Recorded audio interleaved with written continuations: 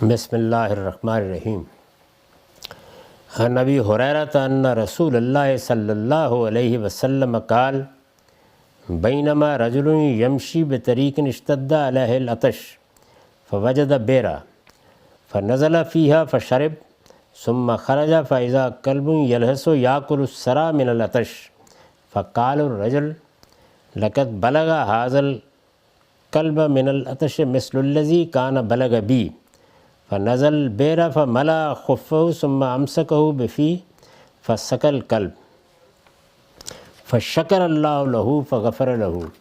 فادخله الجنة قالوا يا رسول الله وإن لنا في البهائم أجرا فقال نعم في كل ذات كبد رطبة أجر۔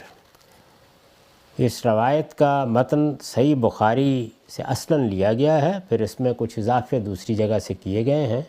اور بخاری میں یہ رقم ہے 5577۔ اس کا ترجمہ یہ ہے، ابو ہریرہ رضی اللہ عنہ سے روایت ہے کہ رسول اللہ صلی اللہ علیہ وسلم نے فرمایا، ایک آدمی کہیں راستے میں جا رہا تھا کہ اس دوران میں اس کو سخت پیاس لگی۔ وہ تلاش میں تھا کہ اس کو ایک کنواں ملا، وہ اس میں اترا اور اس سے پانی پیا۔ پھر کنویں سے باہر نکلا تو کیا دیکھتا ہے کہ ایک کتا ہانپ رہا ہے اور پیاس کی شدت سے کنویں کے گرد گیلی زمین چاٹ رہا ہے۔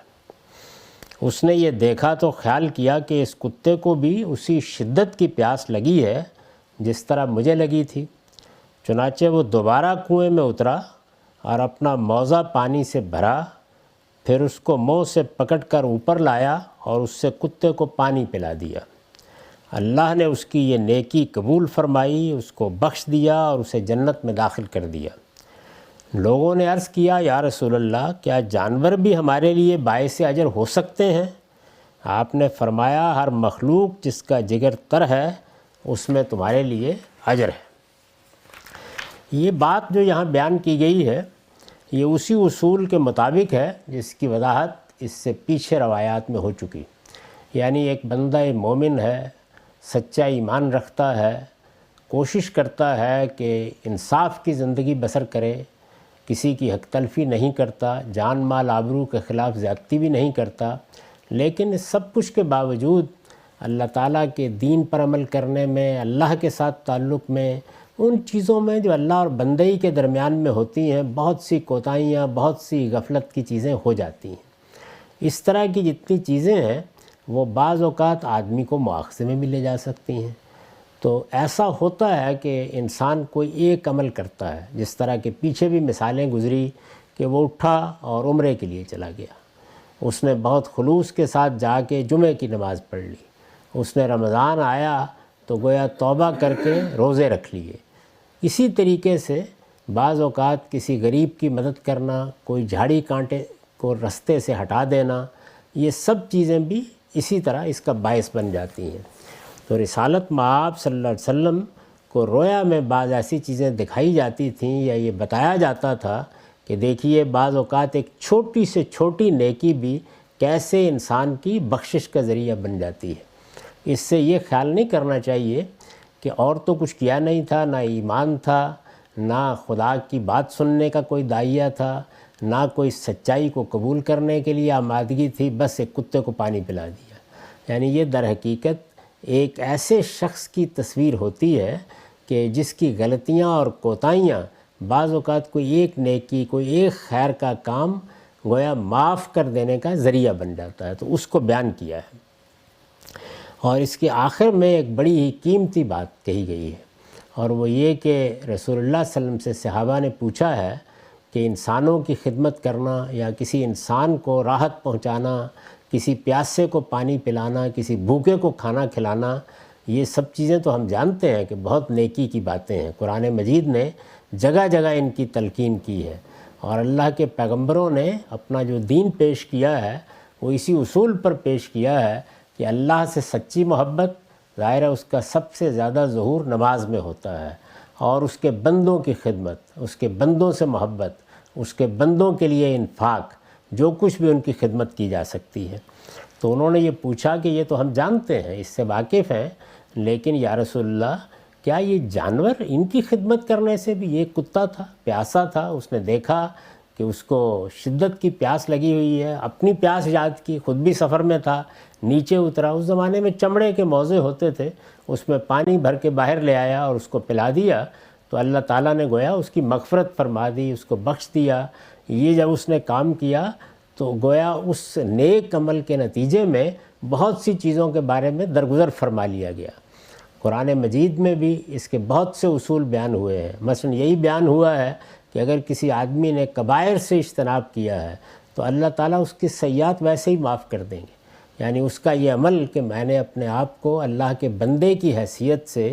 کچھ حدود میں رکھا، تقوی اختیار کیا، بچنے کی کوشش کی، بڑے بڑے گناہوں کے معاملے میں متنبہ رہا، غفلت میں نہیں پڑا، تو یہ چیز اللہ کی مغفرت کا ذریعہ بن جاتی ہے۔ اسی طرح بہت سی بشارتیں روایتوں میں بیان ہوتی ہیں، جس طرح کہ میں نے اشارہ کیا کہ فلاں نیکی کر لی، فلاں عبادت کر لی، لیکن میں اس سے پہلے بھی توجہ دلا چکا ہوں کہ یہ سب چیزیں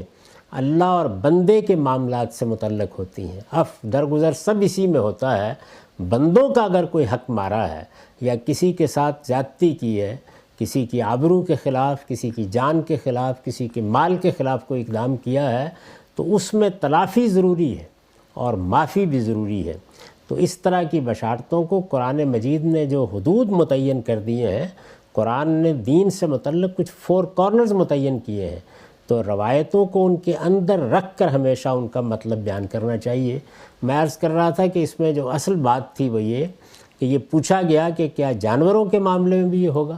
یعنی انسانوں کی خدمت کرنا یا انسانوں کو کسی وقت کو مدد بہم پہنچانا، یہ تو واضح ہے کہ نیکی اور خیر ہے۔ اس کا جواب رسالت مآب صلی اللہ علیہ وسلم نے دیا، وہ جواب ان لفظوں میں تھا کہ ہر مخلوق جس کا جگر تر ہے اس میں تمہارے لیے اجر ہے۔ تو یہ کیا تعبیر ہے، کیا مطلب ہے اس کا؟ اس پر میں نے لکھا ہے کہ یہ جان کی تعبیر ہے،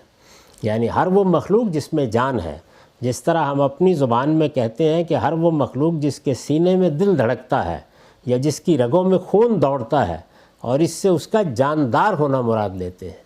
تو یہ عربی زبان میں اس چیز کی تعبیر ہے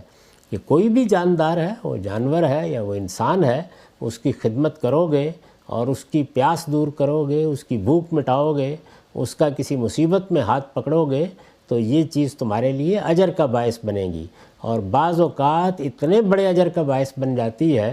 کہ پچھلے تمام گناہ معاف ہو جاتے ہیں، خطائیں معاف ہو جاتی ہیں، وہ خطائیں جو اللہ اور بندے کے مابین ہوا کرتی ہیں۔ تو اس میں بڑی بشارت بھی ہے، اور جس طرح پیچھے عرض کیا جا چکا کہ کوئی چھوٹی سے چھوٹی نیکی بھی ہو تو اسے کبھی نظر انداز نہیں کرنا چاہیے،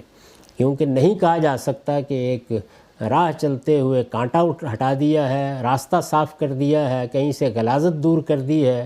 کسی اندھے کو پکڑ کر سڑک آپ نے پار کرا دی ہے، تو یہ ایک چھوٹی سی بات ہے بظاہر، لیکن یہ اجر کے لحاظ سے اللہ کے ہاں کتنی قدر و قیمت حاصل کر لے گی۔ تو اس میں رسالت مآب صلی اللہ علیہ وسلم نے جو روایتیں آ رہی ہیں، پیچھے بھی گزری ہیں، اس بنیادی حقیقت کی طرف توجہ دلائی ہے کہ چھوٹی نیکی کو چھوٹی نہیں سمجھنا چاہیے، یہ بعض اوقات بڑے اجر کا باعث بن جاتی ہے۔ وآخر دعوانا الحمدللہ رب العالمین۔